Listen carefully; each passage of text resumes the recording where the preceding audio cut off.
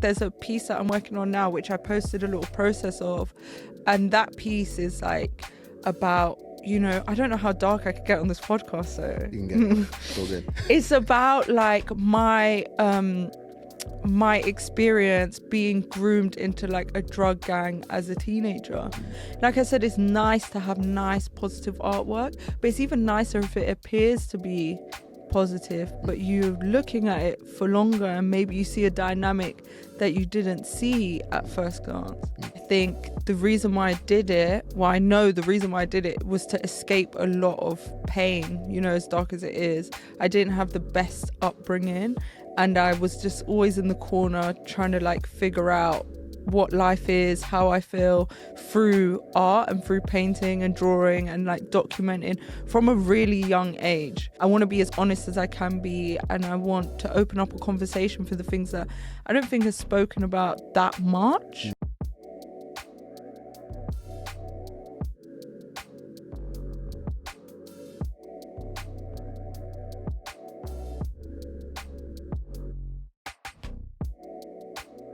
Hi, Puretee.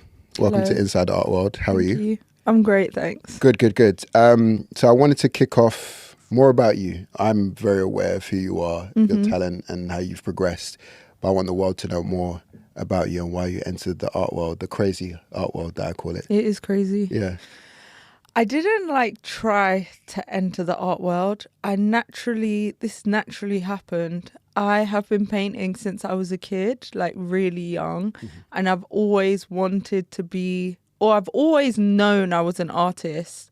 I was the artist in the family. I was the creative one. And I think the reason why I did it, I know the reason why I did it was to escape a lot of pain, as dark as it is. I didn't have the best upbringing, and I was just always in the corner trying to like figure out what life is, how I feel through art and through painting and drawing and like documenting from a really young age. So like it just naturally happened that as I got older, people took notice. I learned what an exhibition was. I put one on, and from there, just like it's just been going crazy. Yeah, it's all, obviously you kind of gave me an answer, all self-taught. Yeah. Was there any references that kind of pushed you in that realm, or you just said, hey, I'm just going to draw today because it feels good? I think like there's one memory that I have of like why I got into like portraiture and like painting people, and it was like my dad had this friend who would come over, and he was a sick artist. Like I don't know if he was actually sick or it was like in my child brain, like he was so sick, but he would draw himself without looking at himself, and I was like, I want to do that. And I must have been like 6 years old, and I used to sit with him and learn how to do that, and it wasn't any good, but that's how I got into like documenting people. And at first that's all I done is just painted people, like really tried to be a realism artist. And I think just as time's gone on, I was influenced by like graffiti. I was influenced by other artists that I met, like crazy artists, that were just doing crazy things. And as a teenager, I would just hang out with them and just learn and learn my own way of doing things. I think now I really have found my own way, whereas before I was just like exploring anything I could possibly explore. Yeah, I like that. And a lot of your story is, I like that, and I'm going to go do it. You talk about, doing and putting your own exhibitions on yourself. Some people would think, how do I do that? How do I put my own exhibitions? Because I feel as though they put the rules of the art world in their mind already. I don't think you entered the space with those rules in your head. It was just like, hey, let's just do this. I didn't know what the rules were, and I was frustrated for a long time because I didn't understand. I didn't understand the art world. I didn't understand the game that everyone talks about. I didn't understand, like, I remember you posted something once and it was like the strategy, and I was so confused. Like in my brain, I was like, what the hell is the strategy? What are we talking about we had a lot here? of conversations So about it's that. like, I never had that in my head. I'm just an artist, and maybe now I can understand and see more that I have shown in a gallery. But before, I just wanted to put on a show, and I just wanted to have fun with my friends, and I wanted us all to be involved. Like when I say exhibition, my first exhibition, I like put on an exhibition in a club in Dalston. It used to be Alibi. I remember. but yeah. now it's called Dalston Den, and I was Yeah. like in with the owners, like, and I'd done a show and I covered the whole place in bin bags and blacked out the whole space. I got all my friends to perform poetry, music, everything. It was hot, it was summer. Alibi was it's the downstairs one, right? You did an exhibition Yeah. We had a lot of crazy nights Let me in Alibi. tell you, it was wild. Like there was a cloud of weed smoke in the air. It was Goodness just like Because I know how Alibi is crazy. set up in that space. Yeah. It's crazy you did it there. Yeah. Same thing. I done twice there. I done it twice there. Okay, crazy. 1 year after the other. I mean, that's even interesting to me, like unique spaces. Everybody thinks we got to do it in white walls and stuff like that. Our first group exhibition was in a garage den, and that place was just mashed up floors, mashed up walls. We're like, how are we going to put this up? We were getting string to put up the work, but that was one of our most successful events. Yeah. And I think, what's amazing for you is that you understood that I can put an exhibition on. It wasn't the thought of bringing industry people, it was bringing in community. Yeah, and it was. I saw today actually is like people are looking to not pay attention to influencers the way they used to, because influencers need to come with community. And I think visual artists all come with community because there's like a almost a positive hive mind effect. It's like you draw this and everybody gravitates towards that. What was your work like for that first exhibition that kind of drew everybody into your works? It was a lot of like, I used to spray paint, but I used to do it like in a weird way where I'd spray paint the figures and then go in with like thick black lines and like make it actually a piece, like whatever it was. And it was all neon and it was dark and I had all these like different lights shining on it and it was just really super weird. But you know what's funny? It's like I sold pretty much everything. Wow. And that wasn't my intention. Like I remember on the night thinking, oh, if anyone wants to buy anything, how am I going to sell it? Because I'm like 3 beers down, 1 fifth down. I'm just like, I'm the only one here that can like receive the money. That's the only thing about not doing it with a gallery is there's like no team.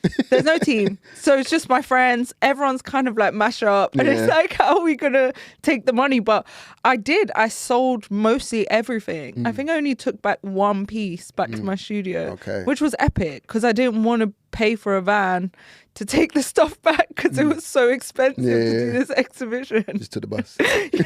Just took the bus with a rolled up piece. Easy. Now I love that. Your pieces, like when I'm a fan of an artist, like I'm like messaging, oh, this is sick, that's sick. Have you thought about doing this? So like a lot of the artists will tell you like your Kobe's, Funny Tommy's, Stazzy's, they'll be like, once I like their work, I'm kind of throwing them in every situation, asking them questions. So I became a fan of your work just based on the emotion that it depicted. And I was just like, who are these people and these interesting stories? So like, how do you pick your subjects? Like, what stories are you trying to tell? Is there like a big Marvel universe that connects everybody together, or is this individual stories? Nothing is individual. Everything is, this is where the ego comes in now. Everything is my story. And for so long, I hid who I was and like my story. And I didn't put myself into my paintings too much. It was very much surface level. Whereas now the things that you see with the people and the emotion, and I've been doing it for a few years, maybe like 5 years now, but now it's like really, in my opinion, it's good.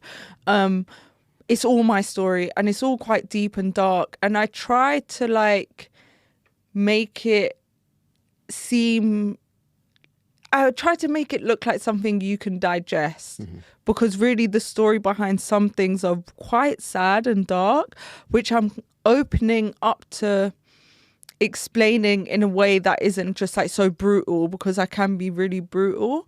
But it's all my story, and most of the people are my people or a representation of the people that are in that story or that have been affected in the same ways that I have with the things that I've been through. Like there's a piece that I'm working on now, which I posted a little process of.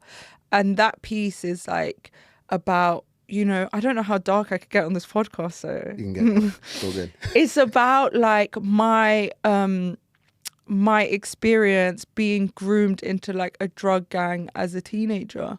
And I don't speak about this stuff, but it's in my work. So when people are like, it's so emotional, I'm like, yeah, because it's pretty like, it's pretty heavy stuff. I just put it in a way where you can take it in and digest it. Yeah. But that one is interesting because so many people kind of understand what I'm talking about, like a man holding a flower, a girl dragging him in, like blowing the flower, and like what that's about and what that means. And it's kind of like, not always what it seems, especially in relationships. Yeah. And so, yeah, I think it's all about me. Yeah, no, I like it. that. And, we've had some conversations, and some of the art pieces have made people uncomfortable. Yes. Do you know what I mean? And I'm yep. like, art is supposed to provoke some form of emotion. And this is the first time I've even known about that grooming industry, this drug behavior. And it's like, now I'm looking at your work again, or seeing it in my mind, I'm like, oh, I see it. And then, we were talking earlier, it's like, you'll be working on a piece, but like within the next day it's done. Yeah. It's almost like once you know the purpose between you and your art, you can spiritually do it quickly. Do you know what I mean? There's no, I need to wait a couple of weeks for it. It's like, I've already lived it and I'm depicting it on imagery. Why is making people uncomfortable in your pieces important to you? I don't do this. It's not on purpose, but it's like, I'm uncomfortable, like I'm constantly uncomfortable, and I'm really uncomfortable with being honest about things that I am passionate about, because like I am passionate about the hidden world of like these young girls who are groomed into gangs. We always talk about men and boys, and we always talk about, this boy, he was groomed into a gang, he ended up stabbing someone, or he went to Cunch or whatever. No one speaks about the girls in that situation, and it happens. And I think like I'm uncomfortable telling that truth, because just like we said earlier or just a minute ago, like I've had a quite a bit of like hate. The more truthful I am through my work, I get a lot of hate. It's like makes people feel some kind of way, and like, so it makes me uncomfortable. So I feel like I shouldn't be the only one that's uncomfortable in this situation, because this is the truth. This is the truth of the country. This is the truth of, for many young girls, and I speak to a lot of young girls, and I'm constantly speaking to artists. And, there's a lot that we don't speak about that happens to us in this country as teenagers or whatever. And, so I like us all to share the uncomfortability of the truth, because it's ugly. Sorry. I do like that. And it's like, even hearing you speak, I'm like, oh, I'm thinking of back in the day in secondary school, all the girls that were involved. And it's like, I'm not really thinking about it because I'm a guy. But, these were the bad girls and the top girls in school at the same time, but you didn't know what their process was. And until where are they they got now? out of it. Either some went to go have babies, yada, yada, yada, but you can see the patterns. And I don't think it is been talked about. Do you know what I mean? Some of them become, the greatest lyricists in terms of delivering it that way. And that's where you figure it out. Or, now I'm seeing a lot of TikTok lives with them. It's just like they're talking their stories on there. But it's almost like we're seeing, or I'm seeing rather, that's their only outlet to kind of do it. But they're not saying it. They're just acting out. You've decided to kind of channel it and put it into works, where people can appreciate it. And I think that might be a fan base that might tap into it, saying, okay, cool, this is what I can see. Because, the man them support the man them, but the girls need the stories that they need to be told as well at the same time. Success versus reality. We have a lot of conversations, again, about the perceptions of Instagram and everything like that. I have a love, hate with social media, because it can be great, it can be a tool, but for the artists who are trying to break through, a lot of them don't understand that this is a tool. It's not the be all and end all of things. Have you navigated through, that process or grown to it? To be honest, I have a love-hate relationship with social media, but I kind of love it. Like, just because I can create a world that I could show people what I want them to see. And it's a great way to like curate, you know, your work and your message and connect. And I've connected with so many artists from Instagram and TikTok. I think it's great. But the only thing that I don't think is great is how we see people online. We're like, okay, yeah, you're online, you got a gallery show, you're this, you're that, you're that. Wow, you must be like really like, you're up now, like you're up. And it's like, no. The grind here. I'm grinding my ass off. Like I am grinding every single day. It might look cool, but you know, it's still a struggle, like being an artist. And I think like, you know, I've been what's the word? I've done it too. Like I've DM'd artists like, how do I get to a place where you are? And it's like, this motherfucker's still grinding. Only I realized that this year, you know, whereas before I might have been like that too. Yeah. And so it's interesting, but success like is not, you don't find that on Instagram or TikTok or whatever. Like you might get a sponsorship or a brand deal or whatever, and that's great. That's so amazing. But like success really happens in your studio. Yeah. Like success really happens when the message you wanted to say, even you understand it on the canvas. You can explain it. You can talk about it. Anyone could ask you a question. You know exactly why you did it, who it's for, or what it's for, or what's the purpose, whether you share it or not. And to me, that's what success is, especially now this year where I put every part of my soul into finding that out for myself and connecting the dots and not just doing it to do it, it to understand why and where do I want to go with it and how far can I go with it, you know? And that's not talking about money. That's like what's in your head to what's on the canvas. Yeah. And so I think that's what success is, and it doesn't live on Instagram. But Instagram is great though. Yeah. Like, I've connected with so many people. Yeah. From Memphis to New York. Like I just be connected with these artists. I think it's great. Yeah. I'm as much as I talk about the love, hate of it all, I think because I've now taken it as a strategic tool to elevate what we do, especially elevating these types of stories. There's also a level of who you're connecting with and how you're building that algorithm so your mind is not constantly bombarded with things that doesn't need to be bombarded with. You know what I mean? You know, you talk about connecting with key people. You've connected with some amazing people. I'm not going to name them here, but you know, you've connected with some phenomenal people who's like, I like your art, and it's connected you from this place and that place, you know. I was going to jump into something else, but let's jump into your journey to America. As you said, you just took the dive.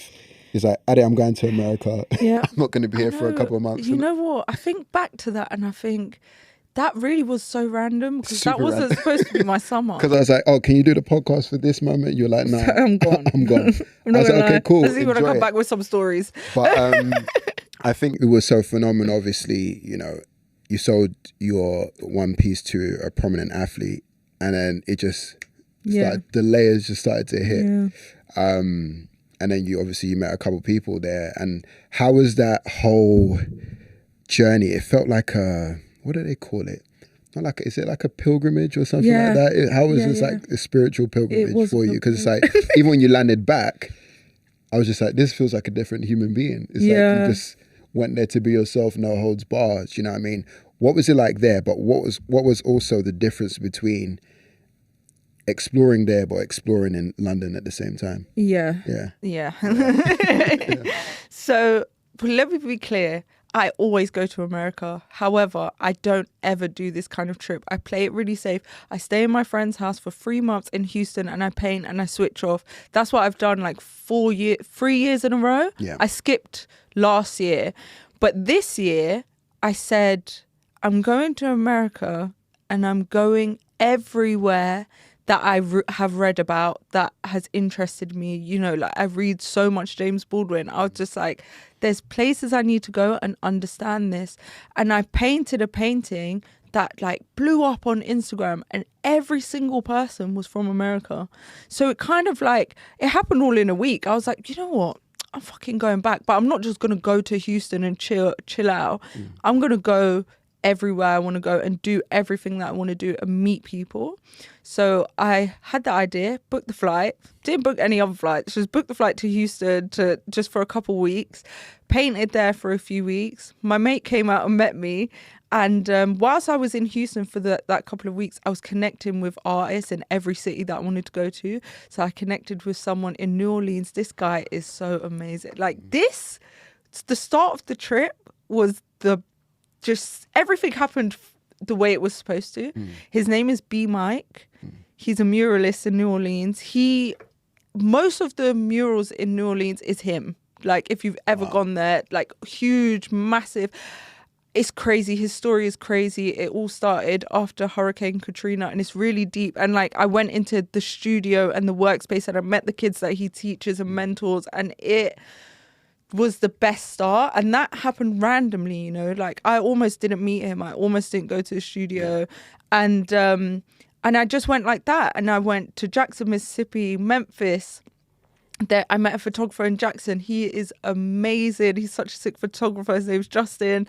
Sick. I also met somebody called Cam, who's another photographer. If you check out this guy's work, it's crazy. Like these people are photographers, but they're actually painters with their camera. Do you get what I mean? So it was an important thing that I'd done, and I didn't realize how important it was until because I'd painted through all of these experiences. And when I looked at my work, I was like, wow, this was like happened the way it was supposed to be. Meeting all these artists, hearing their stories, chilling with them. Like, you know, I wasn't there to like take pictures of their culture or whatever, because I learned that from the jump in the South in America. Like that's something that they don't really fuck with. So I just sat there, I learned, I listened, I hung out, I chilled, I done things like that scared me, like going to a hoedown or whatever the hell it's called. It's not really a hoedown, it's everyone chilling out.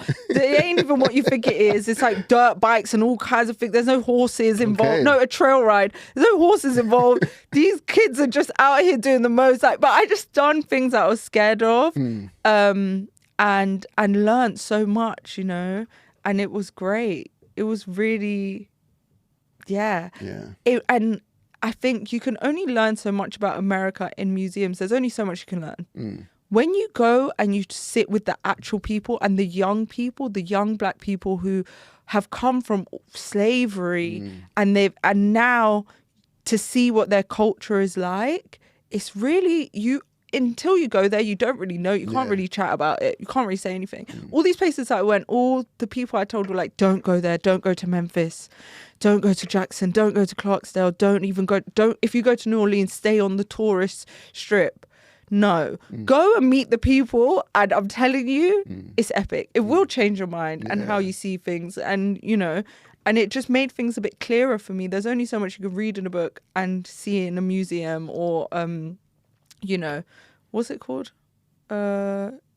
Museum. You have to be with the people. Yeah. So it was crazy, but it was necessary. Yeah, I like that. And I think getting those on the ground experiences is the best experience.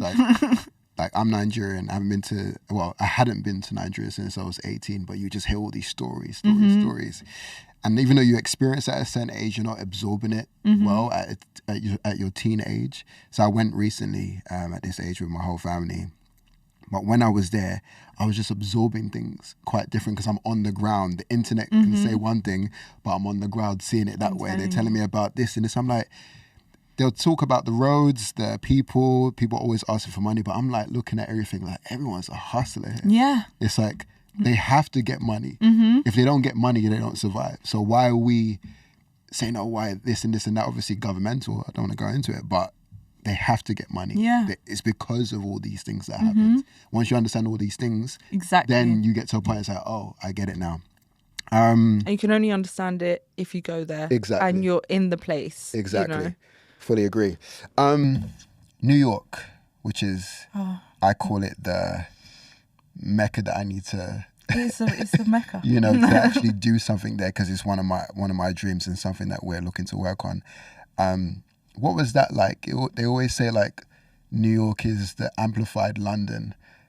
New York. Is it that or?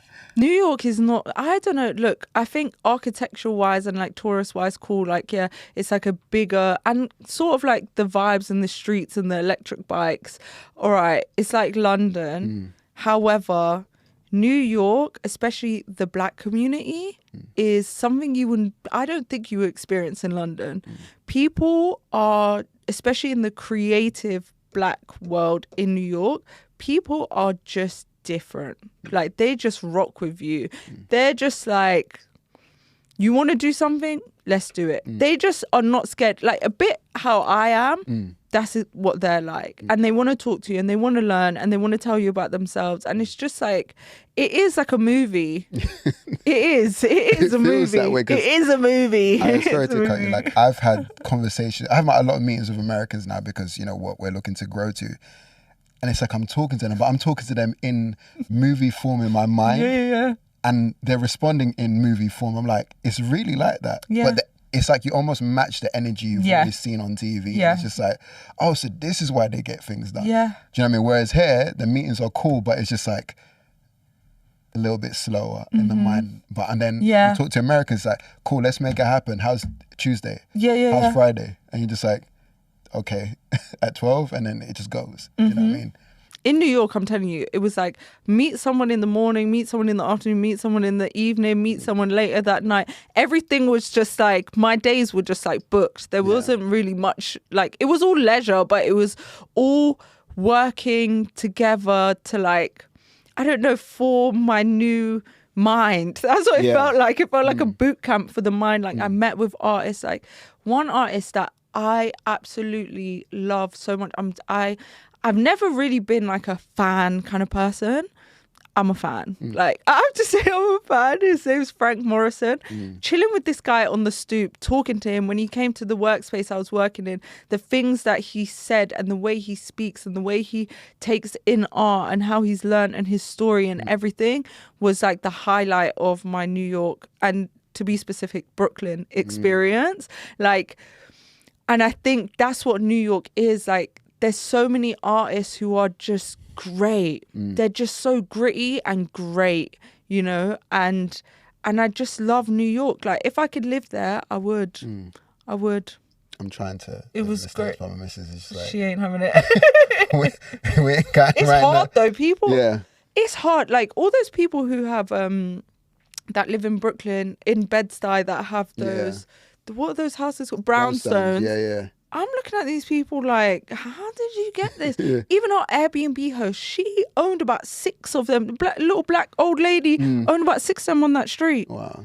I'm like, how do I be like you? Yeah. How do I do what you I don't know. do? It's like, again, different mentality. I think they understand ownership a little bit better. Yeah.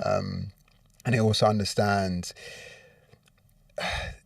especially drive and that true community and how we support each other type thing. I feel as though they understand it stronger. Not to say that UK doesn't, but you can feel when it doesn't quickly. Do you know what I mean? Here, and you kind of wonder why. And some people, you know, sit in that limbo of they're not supporting.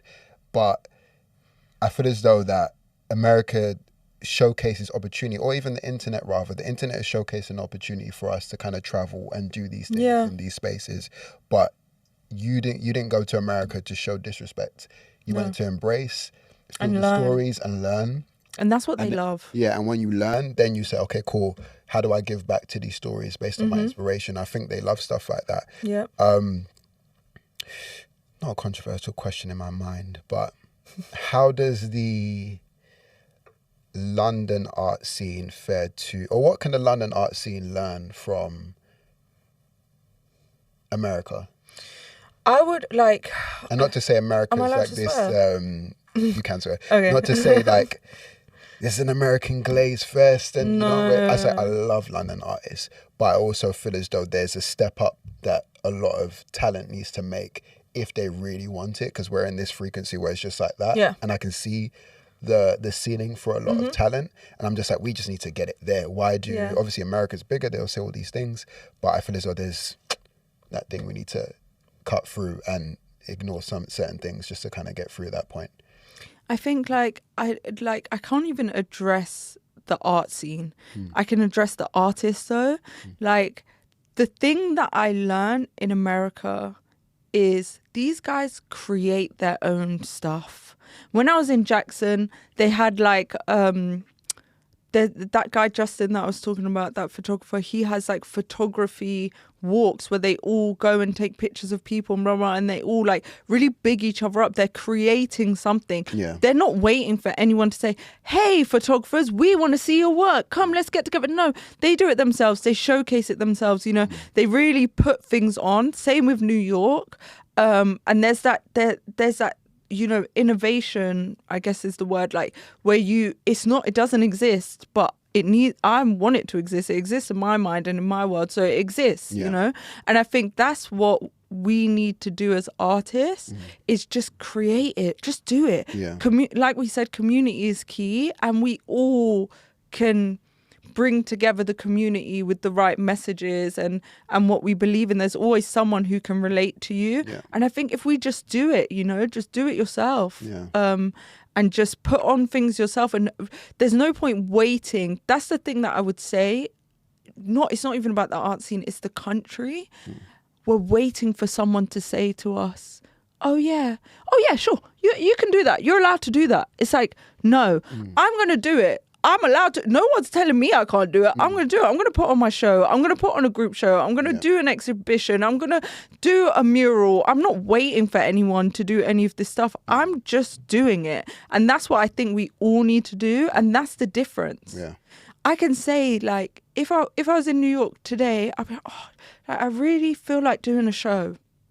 Let me go and ask this guy, hey, do you put work up in your space? Yeah, sure. Boom. Next week we got a show. Because everyone wants to do something. You know, we want to create the community. We want to bring people together and just talk and learn and chat. And that's what I think is the difference. And that's why I speak to so many young artists. My DMs are open. Ask any of them. Like, anyone could ask me any bit of advice. I'm there. Like, proper into it. Like, just let me see your work, blah, blah. And it's not to say your work is rubbish or do this or do that. It's just I'm trying to show you, like, that there is community here. Don't be scared to ask, you know. I never want to be that artist that doesn't connect with their people, the community, the people around me. So I think that's what we're missing. Yeah. That's what we're missing. I fully agree, but I say it in the most harshest way possible. Yeah, I was trying to be like... You know, I know it's very controlled, but again, I feel as though, I always say like talent, as much as, you know, you're all individualistic in terms of your pursuits and getting to galleries and all these spaces and have to talk to this curator, that curator, I feel as though like if the cards fall down, if you didn't ride with your people, I think you fall down on your face.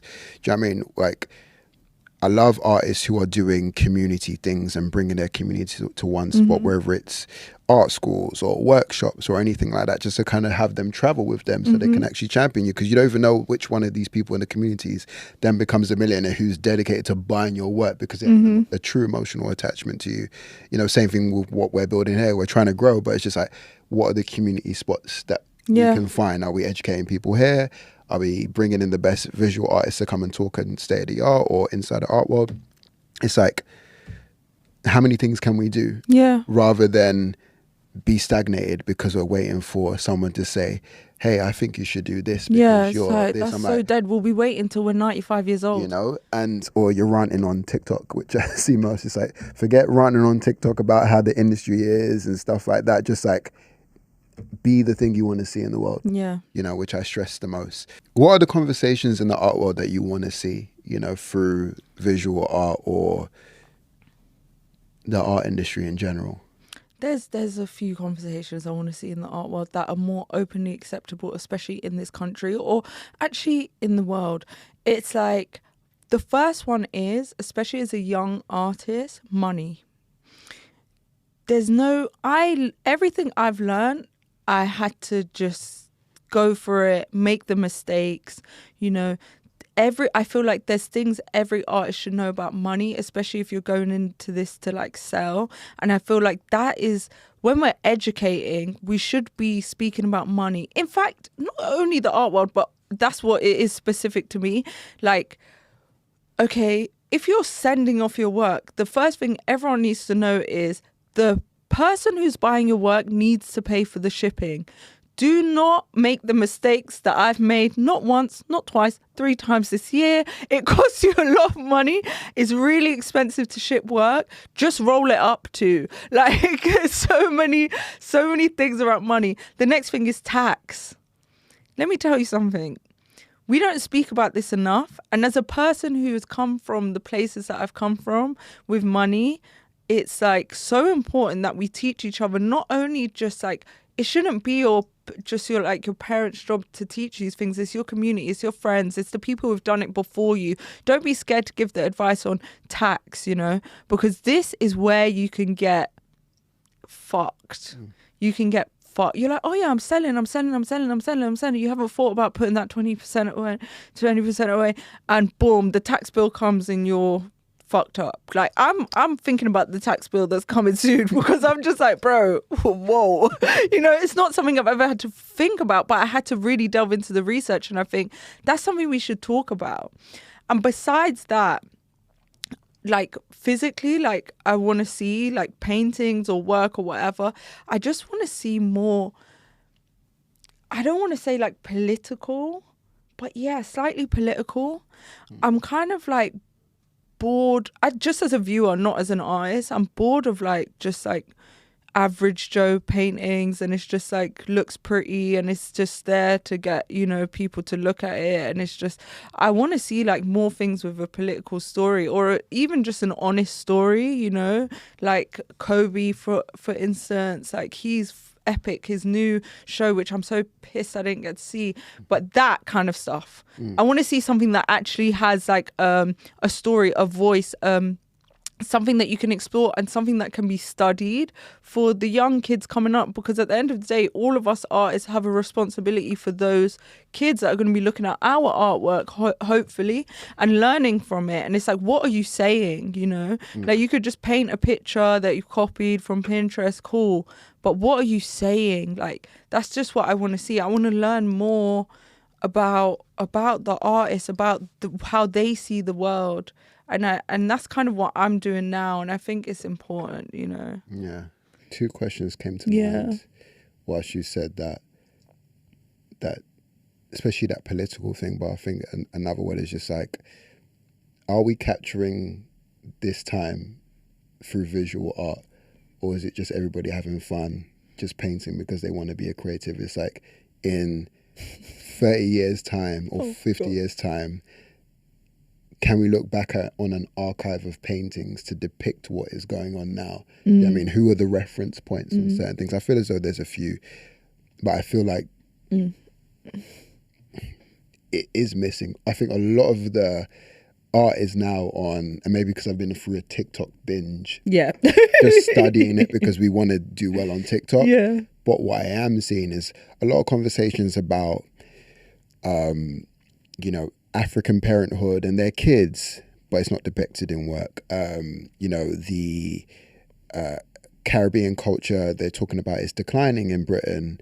Why isn't that being depicted? Is that, what is the next? What? You know, what is the next Caribbean culture story that we want to tell besides Windrush and stuff like that? Besides, like, so many things. Is like, are we doing that? You know, not to say you have to, but it's like, where are these stories? Do you know what I mean? Especially I think we're in a very strong generation where we have the tools, we have the works, we have an opportunity to tell these stories, but it's just, you know, missing some. But I know there's some artists who are already doing it, but so there needs to be more to create the next level exhibitions of the 2020s. Here's what went down. Do you know what I mean? I think like it's the same with the community thing, and this is where it gets political, right? It's like, okay, if we're talking about Caribbean culture and it's like all about Windrush and stuff, like, it's one of those things where you like dilute so much until it turns clear, and that's kind of how I see the Caribbean culture in London now. But that's how it's made to be. Nobody wants to, like the government, for instance, don't want to see your Caribbean culture. They give us Notting Hill Carnival And that's what it is, you know, that's your celebration. Stay over there, which is great. But it's like there is a decline anyway outside of the art world, just because that is how it's made to be, you know. That's how nobody wants your culture. They want the British culture, you know. And I think this is where it's like, it's sad, you know. Like I had this conversation about my dad and like his experiences in England, and he wasn't made to thrive or keep his culture of being Caribbean. That wasn't supposed to be his story, you know. That's not why they were brought here. And so I think we see that in our generation, because that's just how we've been oppressed, you know. So it's like, it's a fight. So if you're an artist and you want to show that, that's a fight, and not everyone wants to fight. Some people are happy just doing this all day. You know, you're not thinking about what has happened generation through generation, and where your place is and how you stand, and what it means to be Black and British for you, you know. So I think it's a fight, and not many people want to fight, but the ones that do probably need a spotlight on them, and that's where community comes again. It's like, you know, that guy, his name's Exhibit 69, and he's doing the show and tell thing, shit like that. Stuff like that. Very important. Community stuff. Well, it doesn't matter if it's like an exhibition, or if it's going to bring money into your pocket, but it's like, we all need to uplift these things. So if you see an artist, if I saw an artist, I would want us to be a community, you know. I would want us to uplift each other so that it can get out there, the things that we're fighting for. And if you're not fighting for anything, if you're not fighting for your culture to keep going, kind of pauses. That's what it is. Yeah. That's what it is. I think there's just so much stories to tell, because people are talking about it online. And I always think, like, if people are talking online about it like this, imagine what a show would be. They will all turn up because they want to know these questions. Where do you see your works evolving through the years? Oh, what a good question.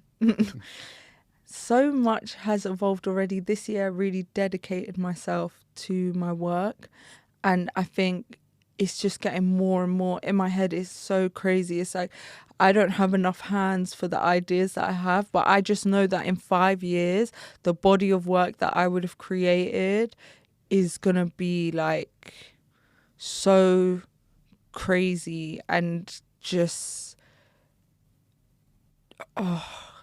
like the ideas I have is just insane, and so large as well. Yeah. So I think it's just gonna be more of what it is now, but more and more and clearer and bigger, and hopefully in a museum. And just like, you know, and inspiring not only to myself but just in general to whoever's looking at it. That's, you know, that I wrote on my wall in my studio in January, when I really said to myself, you're going to do every single thing, every single day. You're going to do every single thing towards your art career. Like, I don't have a job, you know, so I really dedicated myself, threw myself into this shit. And I wrote on my wall, like, who are you doing it for? And I wrote, it's for the kids that will be in the museum looking up and writing about the truth that you have told about what's happening right now in your world, in the world. And I see that I see that for the rest of my life. That's what I want, and that's where my artwork is going. And I want to be as honest as I can be, and I want to open up a conversation for the things that I don't think are spoken about that much, or not in the art world that I'm a part of anyway. So yeah, it's very good. And you will be in a gallery one day. I think you're close, to be fair. Yeah, I think you're pretty close. And obviously I was going to ask about who is the art for. You've given me the answer. But how do you want your stories to change the lives of people through your works? I want it to be, I want the narrative of the stories that I'm telling to be less taboo. You know, a lot of people, when I'm writing like personal statements or artist statements and I like share it to my artist friends and stuff, a lot of people are like, no, I would take that out because it's a bit much. Like, you're talking about like grooming and or like abuse or whatever. Like, you should really like take that out. No one really wants to hear that. I don't want it to be like that, because this is the truth. It's like, how come I can hear about there's an artist who's like an abuser and he's like, it's such a big artist. Is it Picasso? I think it might be Picasso. He's like abused this woman. How come that's like a great story that you can read in a book? And everyone's like, oh wow, yeah, he really abused this woman and then he painted. Oh, maybe it's not Picasso. Which one is it? But anyway, we'll do some research on whoever it is, yeah, it's like, oh, how come we can read this story about his motivations for this painting, but I'm talking about something that really happened in London and still happens now, and it's like too taboo to write about. It's like, I just want that to not be taboo. I just want that to be, you know, a way of learning and expressing and being open and people being able to be honest about their stories. Like I said, it's nice to have nice, positive artwork, but it's even nicer if it appears to be positive, but you're looking at it for longer and maybe you see a dynamic that you didn't see at first glance. So, yeah, I forgot the question, but... No, it was an on-point answer, and I feel as though it's like rap music. Yes. You know how much mad taboo stuff we hear, but like we connect to it on such a spiritual level. So I'm so sorry, but it's real. And it's real. It's real. Like when I was 11/12, this kid came out and he was just, hi kids, you like violence? And I was just like, what is this lyric? You know what I mean? At 11 years old. Like violence. And then he said it's Eminem, and I listened to the, I think it was the Marshall Mathers LP, the grey one. And I was listening to it, but I felt everything, even though it was bad, but I felt every single lyric. But I'm like 12, 13, I haven't lived this stuff, but I think there was such a connection to that real world thing. It kind of prepared you for what you need to anticipate at the same time. Do you know what I mean? So I think you need these types of stories to learn from others, because you're supposed to learn from the mistakes of others and other people's experiences, so you don't have them. Not to instill fear, but just to become wiser. Yeah. So I think you need all these things to become wiser, to learn about the artists and also learn through the painting as well. So it's a smart way of doing things. So I definitely appreciate that. Yeah. Yeah. What advice would you give to newer artists entering in the space? They have to battle it from a skills perspective, an industry perspective, and an internet perspective. How do they navigate all of these things, and what would your key advice be for them in growing this, and a money perspective as well, because people have to make money? Yeah. I would say, okay, be as honest as you possibly can. Be your most honest when you're creating your work. The parts of yourself that you're scared of are the parts where it's going to be gold, because nobody in this world is really telling the truth, you know, like especially when we're talking about social media. So that goes on to my social media part. Be yourself. Don't worry about like it looking great. Of course, if it's pixelated, no one's going to pay attention, but don't worry about the way your surroundings look. Like if you're in a messy studio, that's great, you're an artist, you know, like in every aspect, be completely honest. But then if you're talking about entering the industry, this is something I'm learning. Your ego might just be your best mate in those situations, because you need to be confident and you need to feel like you belong. So if it's your ego that is helping you stay in a room with people who might be looking down their nose at you, they won't directly look down their nose at you if you look like you belong there. That's like you own the room. So that's kind of where your ego comes into play. So I wouldn't be too honest in that room, because if you're honest, you're like, I'm scared and I don't know if anyone's going to like my work and blah, blah, blah. They won't. So you need to like kind of go in like with confidence, which is hard when you're young, but it's like that contradiction, because it's kind of easy when you're young because you don't really care as much as you do as you get older. So it's like, I would just go in with confidence. This is my shit. This is what I'm talking about. And it's easier to talk about when you're being honest. like serious. I've tried to do the pretty paintings, and I was just looking for peace, and that's why I painted it. And I have nothing to say when people ask me questions. So it's like, be honest in your work, be honest with how you're presenting yourself online, like churn it out, experiment, always take pictures, write notes, like treat your life like you're the main character. This is your diary. Treat like that should be your practice, And what was the last place? Money. Ask you're going to get shut down, because most artists who are big, they don't want to talk about this shit with some person that they don't know that's younger. Just keep asking. Ask everyone for advice all the time. Like for pricing, for your website, for whatever. Just keep sending stuff to people, to artists who you admire, and someone is going to respond to you and give you really good advice that you haven't thought about. Save money. Save 20% of everything you earn. Sell work on cheaper platforms, and really wait before someone starts selling work for you. Wait, try and do it yourself for as long as you possibly can, because that's how you will make money and grow. And, galleries, they just take way too much, and you're not going to make a living if that's what you're doing. So if you're solely just trying to do that. I would even say to a young artist, don't worry about the galleries. Don't get your name around the rooms. Like, Makita Oliver in her podcast said, like, she noticed when she was younger that her parents and all of her family were quite artsy, and she was like, these big conversations in small rooms became things, became concerts, became exhibitions, became these things. And that's what it has to be. Like, create your community and your friends in these small rooms, and tell them your dreams, and it will come true. Yeah. I think that's a beautiful way to end it. Yay! Thank you so much. You're welcome. This is a legendary episode, and definitely some value that people are going to get from this. Thank you. Awesome. Thank you.